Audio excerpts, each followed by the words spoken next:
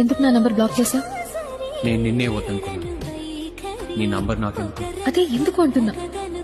ఒక అమ్మాయిని ప్రాణం కంటే ఎక్కువగా లవ్ చేశానని చెప్పి అదే టైంలో నువ్వు ఎంత దూరంగా ఉంటే అంత బెటర్ అంటే ఎంత బాధగా ఉంటుందో తెలుసా. ఫస్ట్ టైం నాకు ఒక పర్సన్ పక్కన లేకపోతే లైఫే లేదు అన్నంత బాధగా ఉంది ఇప్పుడు.